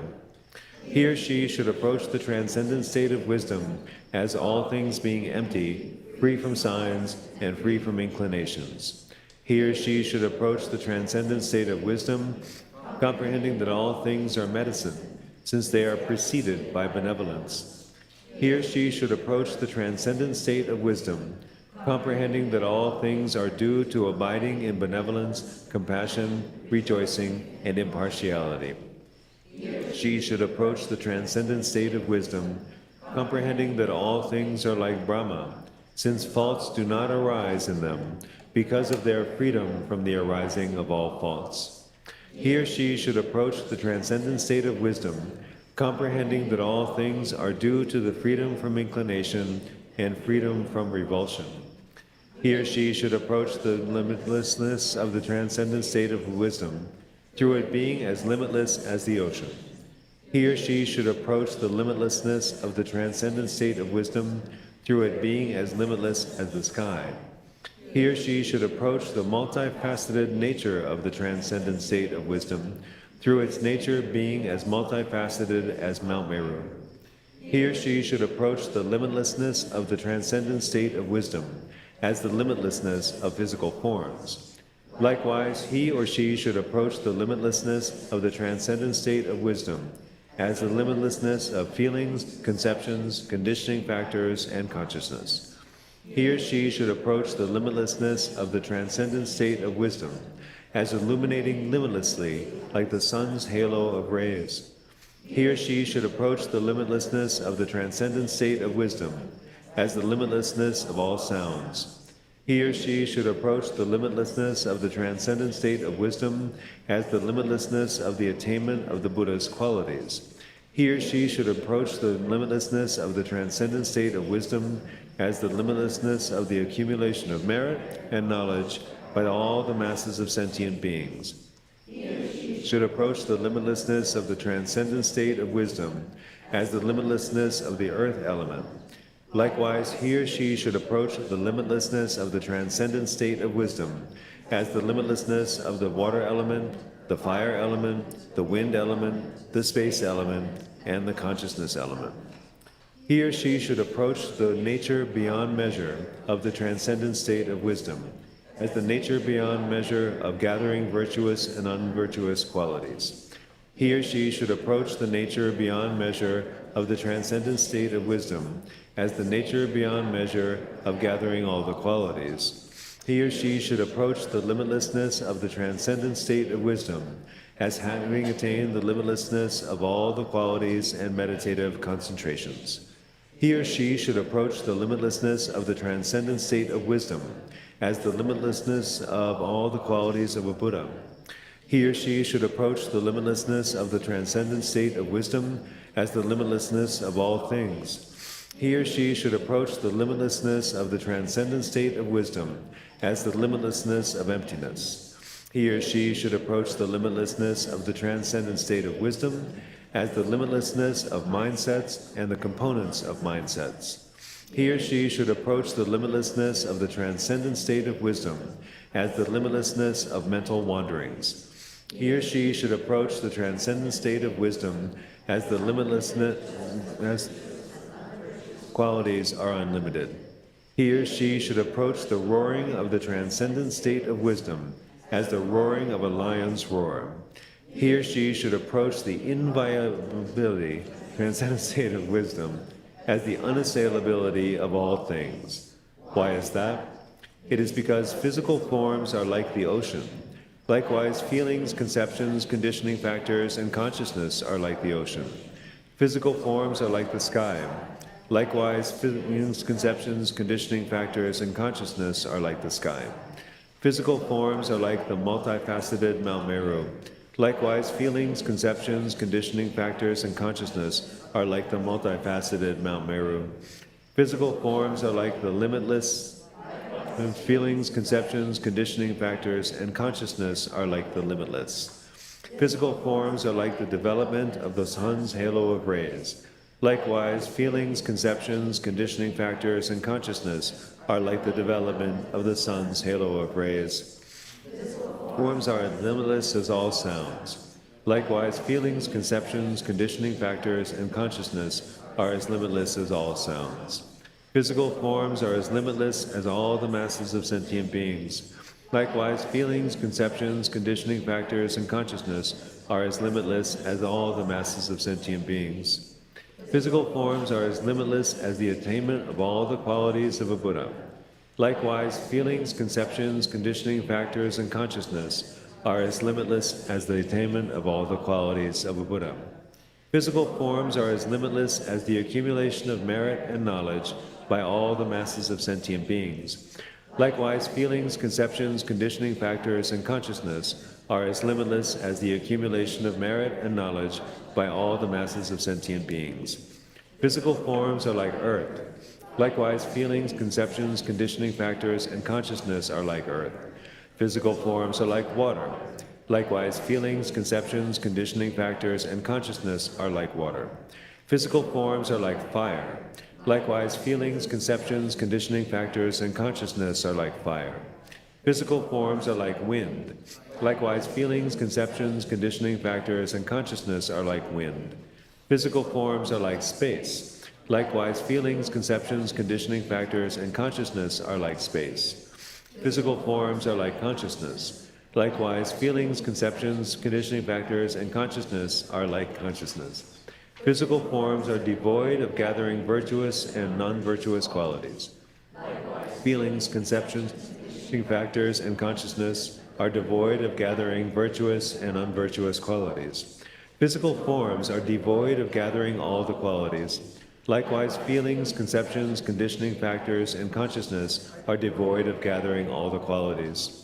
Physical forms are as limitless as all the qualities and meditative concentrations. Likewise, feelings, conceptions, conditioning factors, and consciousness are as limitless as all the qualities and meditative concentrations. Physical forms are void as the inherent nature of physical forms, the actual nature of physical forms, and the qualities of a Buddha. Likewise, feelings, conceptions, conditioning factors, and consciousness are void as the inherent nature of consciousness, the actual nature of consciousness, and the qualities of a Buddha. Physical forms are the limitless true nature of all things. Likewise, feelings, conceptions, conditioning factors, and consciousness are the limitless true nature of all things. Physical forms are emptiness, the limitless true nature. Likewise, feelings, conceptions, conditioning factors, and consciousness are emptiness, the limitless true nature. Physical forms are the limitlessness of mindsets and the components of mindsets. Feelings, conceptions, conditioning factors, and consciousness are the limitlessness of mindsets and the components of mindsets. Physical forms are the mental wanderings. Likewise, feelings, conceptions, conditioning factors, and consciousness are the mental wanderings. Physical forms are the virtuous and unvirtuous up to the freedom from mental perception. Likewise, feelings, conceptions, conditioning factors, and consciousness are the virtuous and unvirtuous up to the freedom from mental perception. Physical forms are like the lion's roar. Likewise, feelings, conceptions, conditioning factors, and consciousness are like the lion's roar. Physical forms are inviolable. Likewise, feelings, conceptions, conditioning factors, and consciousness are inviolable. A bodhisattva great being should approach the transcendent state of wisdom in this very way.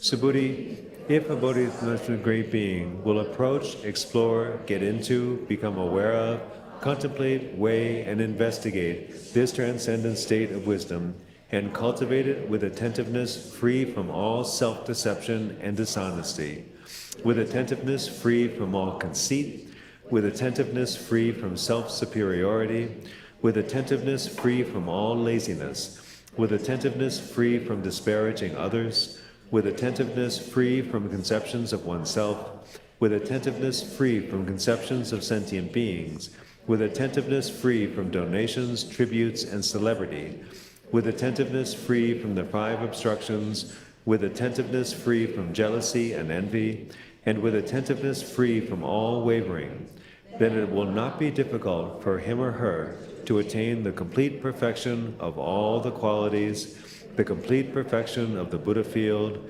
and the unsurpassed qualities of a Buddha.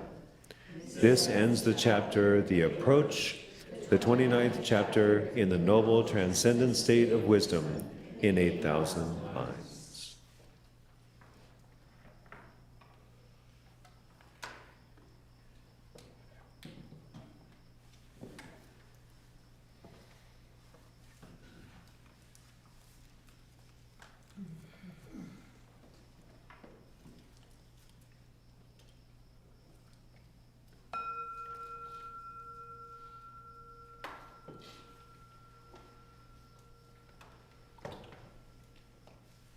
Due to this merit, may we soon achieve the awakened state of Guru Buddha, that we may be able to liberate all sentient beings from their sufferings.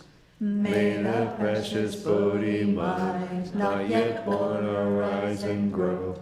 May that born have no decline, but increase forevermore. Dedication to remove obstacles. Just as long ago, the king of the gods, Indra, by the power and strength of contemplating the profound meaning of the Prajnaparamita, the Great Mother, and reciting its words, was able to avert the demonic forces of negativity, in the very same way may we too, through the power and strength of contemplating the profound meaning of the Prajnaparamita, the Great Mother, and reciting its words, avert all the negative influences that prevent us and those around us from accomplishing the noble Dharma. May they be annihilated, may they be rendered useless, may they be completely pacified.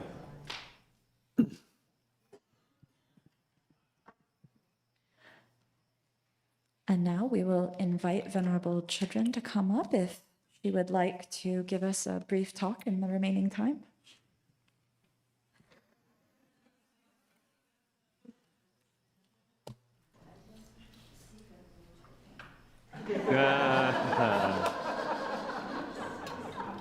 Immediate application of the teachings.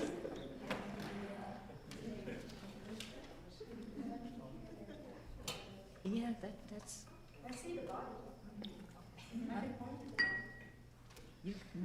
Venerable Pema can point to the body of Venerable Children. Oh. Yeah. What do you see?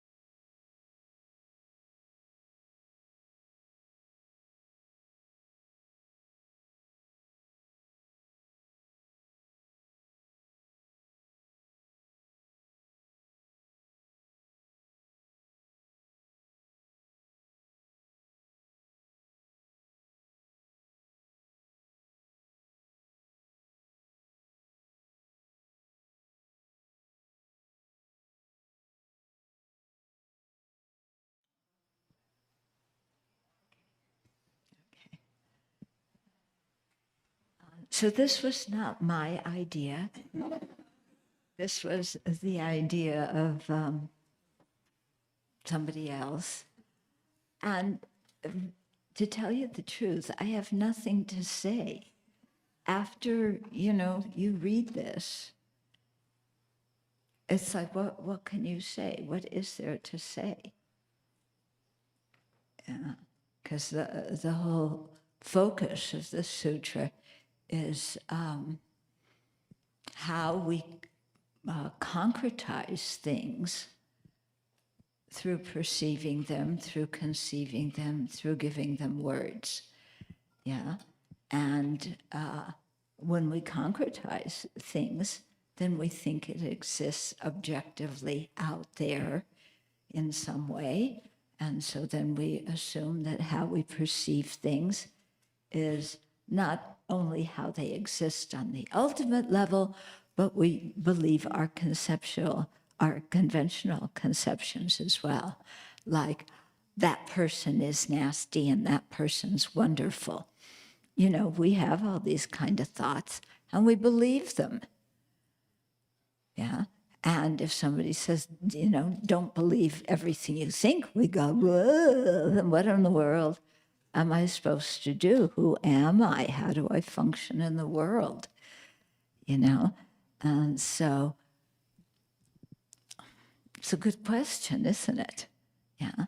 There is a certain conventional reality, but it doesn't exist the way it appears.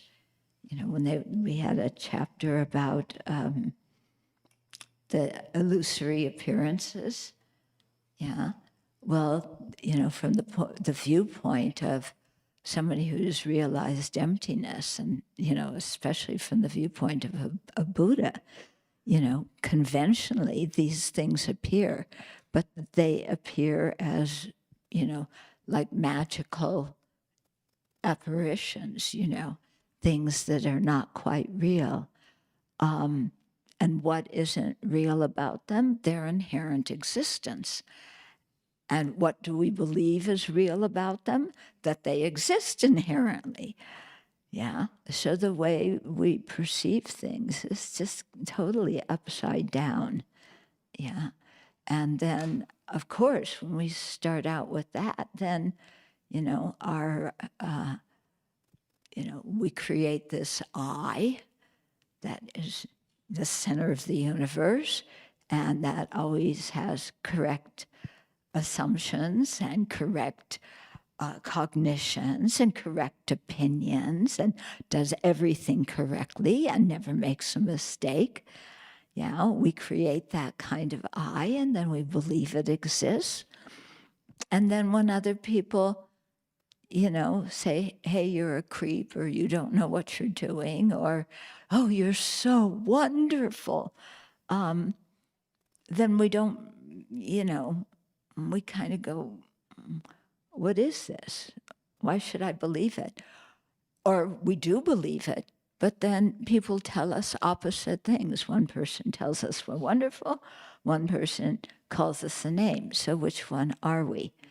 Because when you see things as inherently existent, you can't have different perspectives. Yeah. Because if things have their own nature inside them, then there's only one way, there would be only one way to perceive it, and that would be the one correct way, and everybody would perceive it the same way, and everybody would have the same opinion. In fact, there wouldn't be any opinions, because we would all perceive some object as having its own nature, and we're just coming by and perceiving that own nature. Yeah. But then how come people have different opinions? Yeah. And how come there's different ways of doing things? And how come people don't agree on so many things? Yeah. Well, instead of challenging our perception and seeing that there's some defect in perceiving things as having their own nature inside them, we just say other people are wrong. Yeah. And our opinions, our perspectives, our ways of saying things are the one correct way. Yeah. So, then you see why self-grasping ignorance and self-centered mind are really good buddies, And then self-centered mind says, everybody should believe in what I believe in, do things the way I do it. Yeah. And that is an inviolable law of the universe. And what's wrong with the universe is that nobody complies to my law. Because my law isn't my law, it's the law of the entire universe. Because somehow we think that our I encompasses the whole universe. It's true, isn't it? I should rule the universe. Yeah. And then you get, you can imagine where people take it from there. They try to rule the whole universe. Okay, anyway, so that's all I have to say. If you have some questions, then maybe I can give you the absolute, inherently existent, correct answer that satisfies every one of your doubts. Right. Yeah.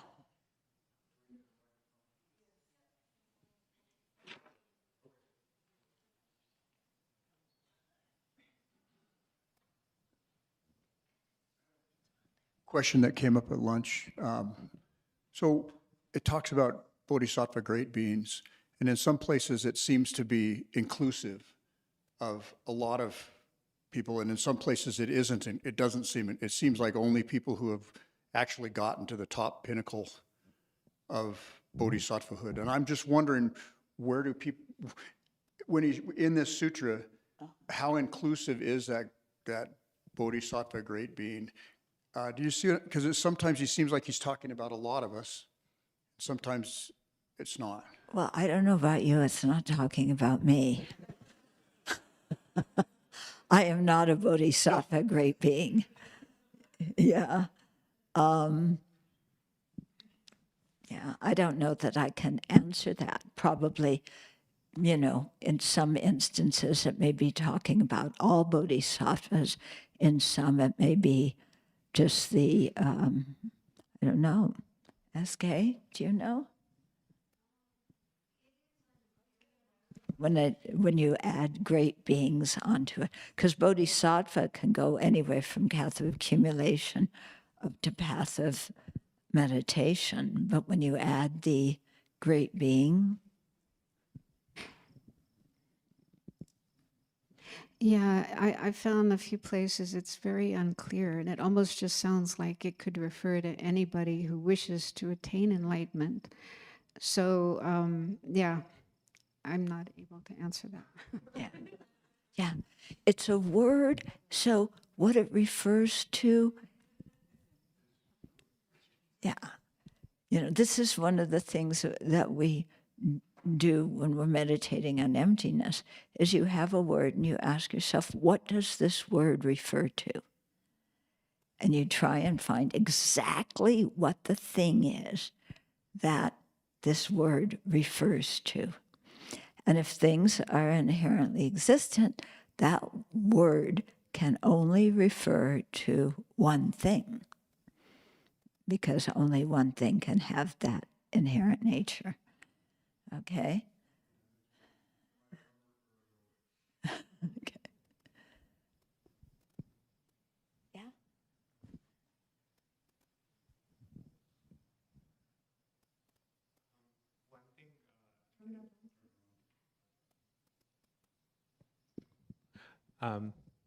Thank you, Venerable. So one thing that I'm getting tripped up on a lot is how the method and the wisdom side is being balanced in the sutra, because the Buddha spent a long time talking about how much merit you will accumulate from from meditating on transcendent state of wisdom. But it also seems that you need merit to understand wisdom. So I'm always confused. I'm like, so should I just focus on bodhicitta and just focus on developing the heart aspect? Or I don't know, is it like you kind of alternate the two? It's really confusing. I think, and this is my personal opinion, okay, that it's good in our practice to have a little bit of everything, but to focus on actually where we're at. Yeah. So, again, I don't know about you, but, the transcendent state of wisdom, that's kind of above my pay grade, like way above. But I should, include it and understand something from it. Yeah. But what I really need to do is, purification, collection of merit, generating renunciation, generating bodhicitta, there's so many other things in the path, qualities that we need to develop. Yeah. Okay. I think one thing, it seems to me, that happens in the West is, especially because Tantra is taught so widely, and people say, oh, it's the highest vehicle, and it's so special to get an initiation and all, that then people jump into Tantra without having the preliminaries. Yeah. And so then their tantric practice is, it's nice, you visualize, you become somebody and you're radiating light and giving them enlightenment, and that is part of tantric practice. But if those people are not going to gain realizations on the tantric vehicle, if they don't have the grounding in the rest of the path, and it just seems to me that, because we all want the best and we all want the highest, don't we?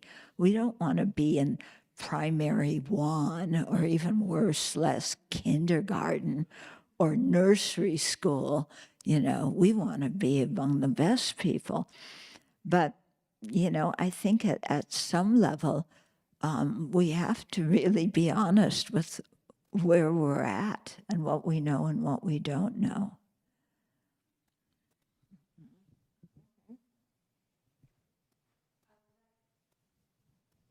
That doesn't mean putting ourselves down and saying, I'm hopeless. But the chapters where they talked about what Mara does, to realize I'm quite susceptible to Mara. Mara is not far away. Mara, somehow is existing in here. Yeah. And so to not get, kind of with our nose in the air about what great practitioners we are. Yeah. I didn't quite understand complete knowing versus mind realizing emptiness and realizing transcendent state of wisdom. Do they all mean the same thing? What was it? The different terms? Could you say them slowly? Complete knowing. Complete knowing, okay. Mind realizing emptiness. And realizing transcendent state of wisdom. Do they all mean the same? I don't think so, although in certain situations they could. Is that vague enough? Because the sutras keep repeating, it's not a mental conception. But what? It's not a mental conception. You can't conceive it. Yeah, conceive it is just a mental thing. Yeah, so it's not a mental thing, but it still need a mind to realize that thing. Are you talking about we need a mind to realize emptiness, or? Yeah, what I think is you need something to realize emptiness, but that thing isn't a mental conception. Yeah, that is a very advanced state of realization of emptiness.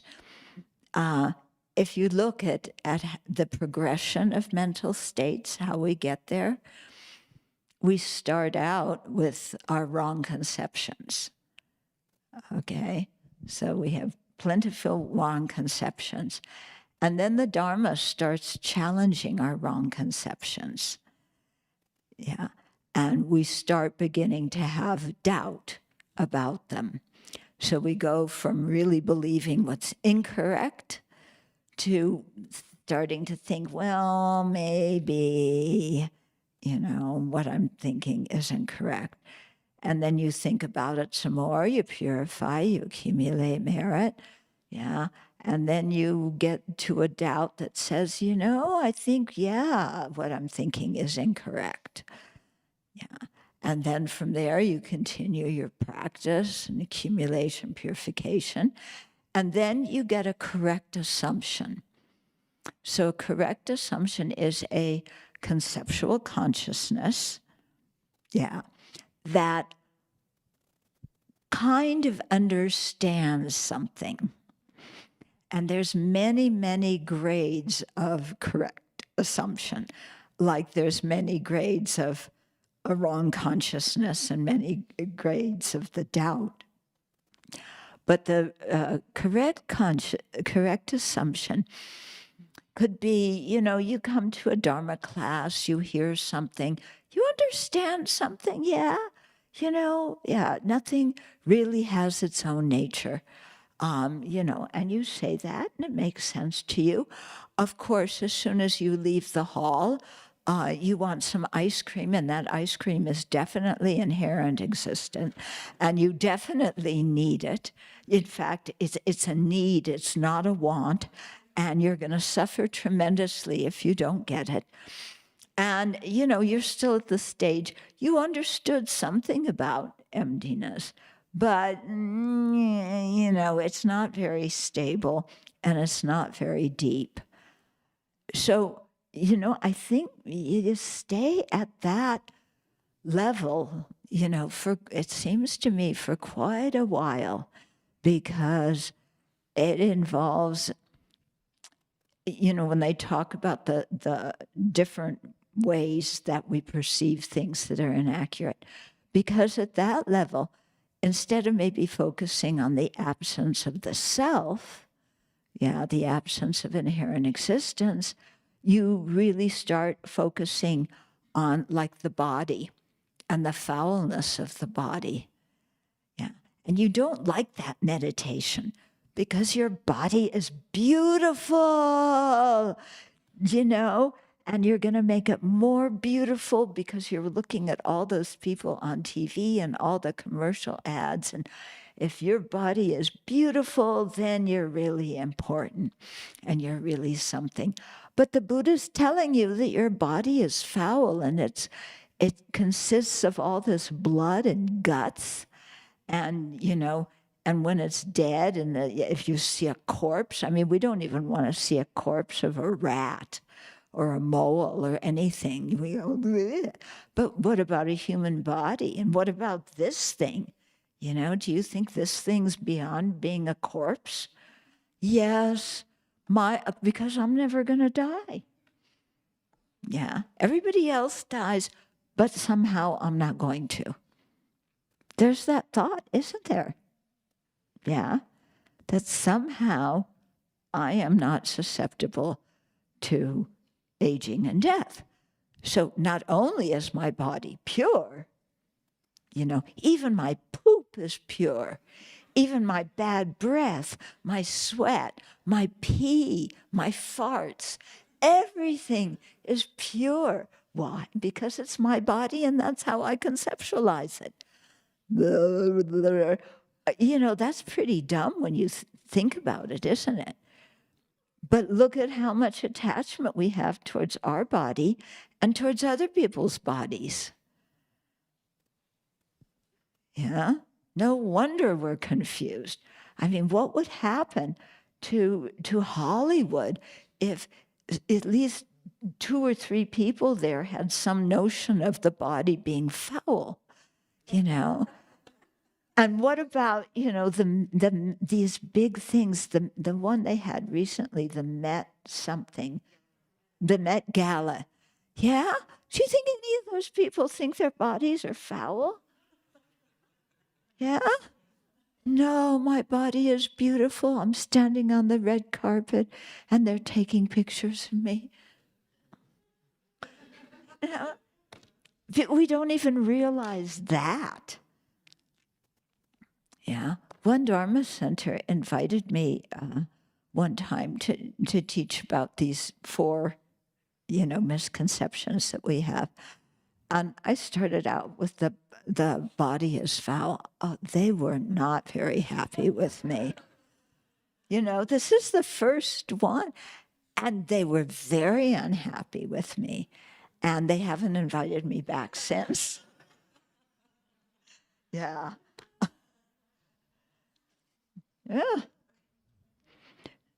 And the worst thing was when they asked me who was my role model.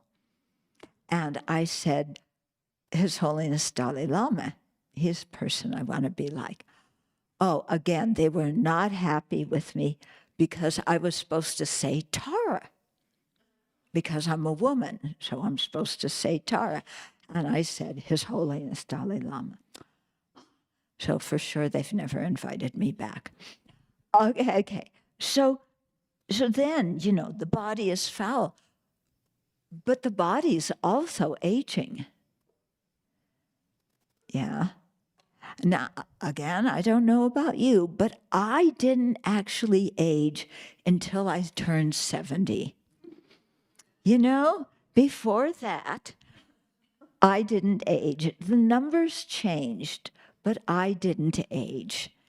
And somehow at 70, you know, something happened and all of my skin got crinkled kind of, you know, in 1 week. Yeah. And my hair turned white. Yeah. In less than a week. And, you know, I needed cataract surgery and I needed a hip replacement. And, you know, I need hearing aids. And I still can't hear with the hearing aids, except sometimes when you say nice things. Yeah. But yeah, it just kind of all happened at once at age 70, you know? And I look in the mirror now, I don't know who that person is. Yeah. But I'm still not going to die. You know, they send me all the statistics, and Medicare reminds me to have my annual Medicare thing, and I have to have this scan and that scan. But what are they talking about? I'm not going to die. Okay, to overcome the ignorance that grasps the body as pure, okay, you need one kind of wisdom. To overcome the ignorance that thinks that you're not going to age and you're going to live forever, there you need another kind of wisdom that, you know, understands impermanence, you know, and not only the impermanence that one day you're going to look old, but that every moment of your life, your body is changing and your mind is changing. And who you are is changing. Yeah, every single moment, if you can find a moment. Yeah, but nothing remains the same. And so why in the world do we think that things are the same and should remain the same? Yeah, our relationships, everything should remain the same. We started the Resounding, 1 to 3 days ago. Yeah. And my goodness, this is the last day. How did that happen? Yeah. Do you remember the first day when you were wondering, how am I going to stay awake through this whole thing? And here's on the last day, and you're actually awake after having a few nice naps. Yeah.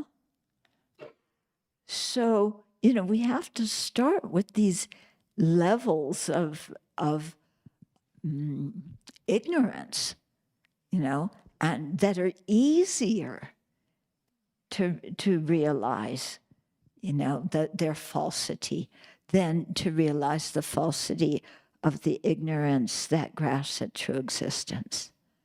Yeah. To see that the body is foul, to see that we're impermanent, that all conditioned things are impermanent, those are just conventional, reliable cognizers. You don't need to realize emptiness. And yet those are really difficult. Yeah. You get some little taste of it, and then, you know, it's out the window. Okay? Yeah, so you have to get those kind of understandings, and at the same time, think, you know, bring it into renunciation. Well, why do I want to be free of samsara? Because I'm tired of having a body that gets old and sick and dies. And I'm tired to having a crazy mind that, you know, isn't your mind crazy?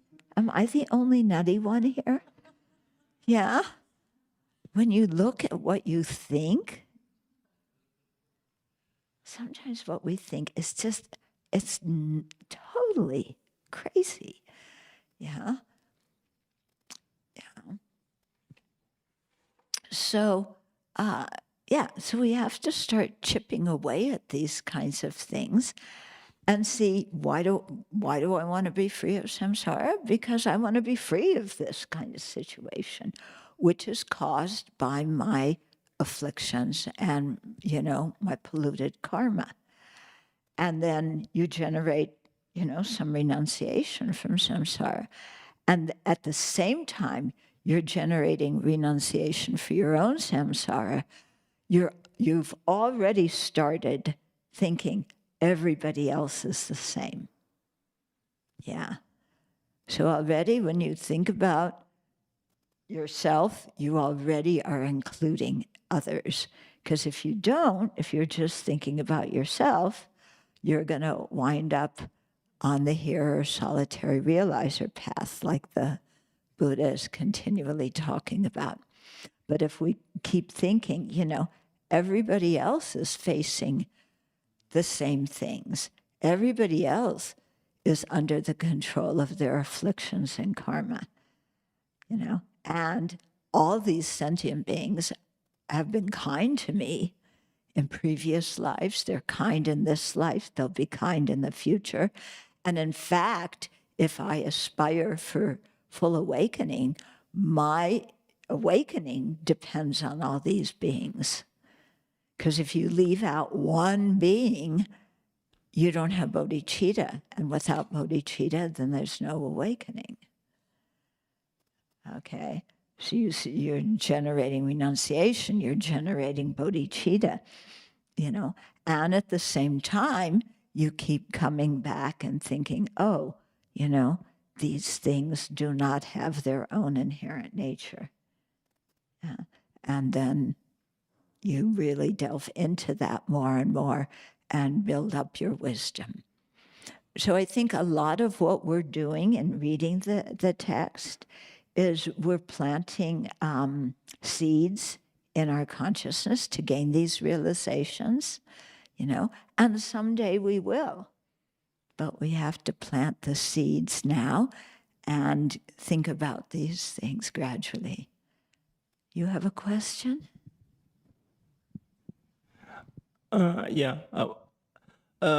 Some thoughts I gather from the talks here is that they talk about transcendence wisdom. So transcendent to me means we have to stand out of our body. That means we are viewing things out of our body and see it as nothingness, emptiness.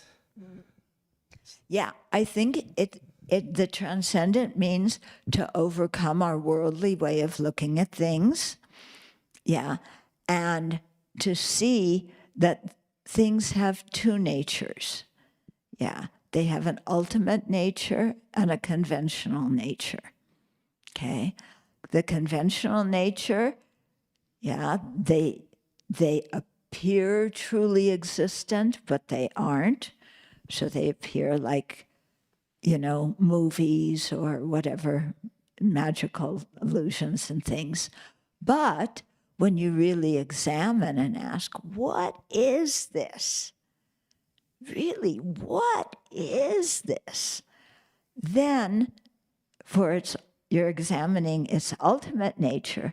And at that point, when you really examine, what is this? You can't find anything. Okay. So on the ultimate level, yeah, you cannot find it. But on the conventional level, it appears. Yeah.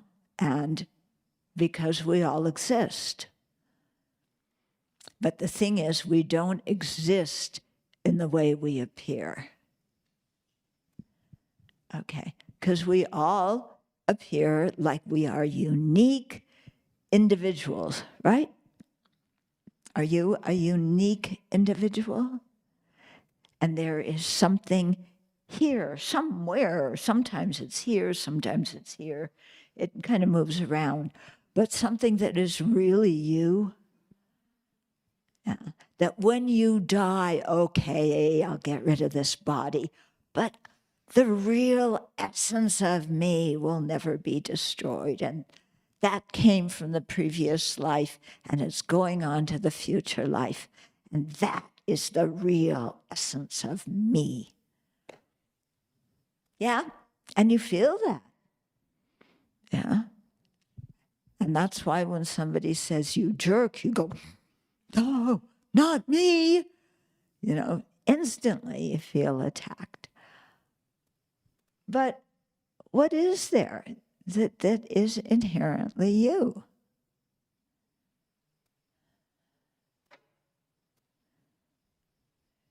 Yeah, what are you going to point to? Something that, because it would have to be something that does not change, because anything with its own nature that's independent from everything else is not produced by causes and conditions, does not change. Yeah. So, yeah, do you have something inside you that's like that? It sure feels like that.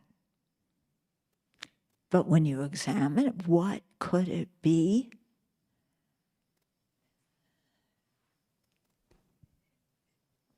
Yeah, it's not your body. That's changing and falling apart.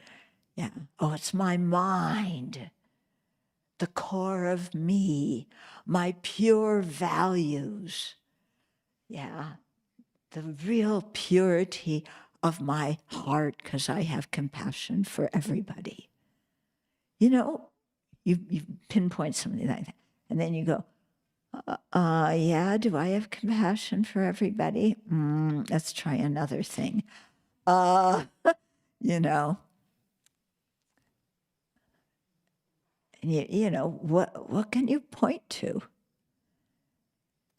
that is not, has not arisen due to causes and conditions and does not change and is the inherent nature of who you are?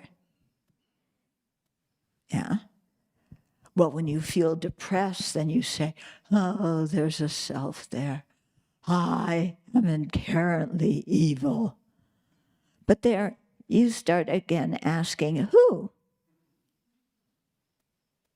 Who's the inherently evil one? And then you flip to the other side of, I am inherently wonderful. I have the Buddha nature. My Buddha nature is who I am. Okay, tell me who your Buddha nature is. What is your Buddha nature? Anybody know what Buddha nature is? Have you realized your Buddha nature? We say, oh, I have it. But do we have any understanding of what it is? You know, so if we're grasping for something that's really us, you know, it's like sand falling through our fingers, you know. Mm-hmm.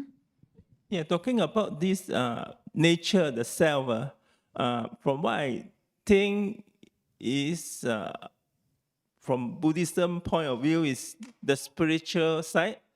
We may be from past life or future life that we have to see things as a spiritual form. It's out of our body. So out of our body. What? That we Our perception should be like the transcendent wisdom is that we have to treat the things like emptiness. That means we see the things and perception should be as empty. Is a spiritual form. It's not tied down to a physical form. Yeah, but what's a spiritual form? I mean, the Buddhism way, the spiritual form, as you say, our past life or our present life and future life, the spiritual forms. Yeah, it's a little bit difficult to find that spiritual form when you really ask what it is. Yeah. Okay. I think we better, you know, let's deal with what we can see and question our own perception. because we say, oh, a spiritual form. Then we start thinking, oh, when I die, there's something kind of like a ghost, but I'm never going to be a ghost, that's going to float up my spiritual form and go find another body to go kerplunk and land into. But that's not the way it happens. Okay?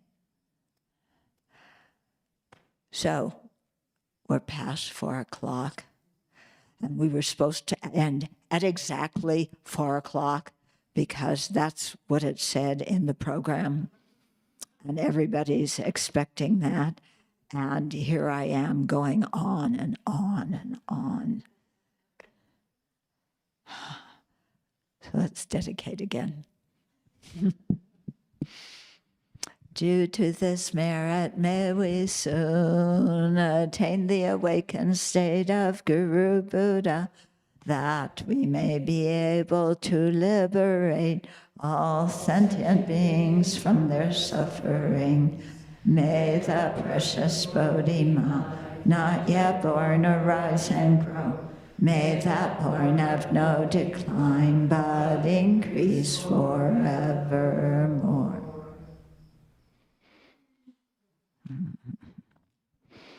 Okay, so that'll be the last time that you invite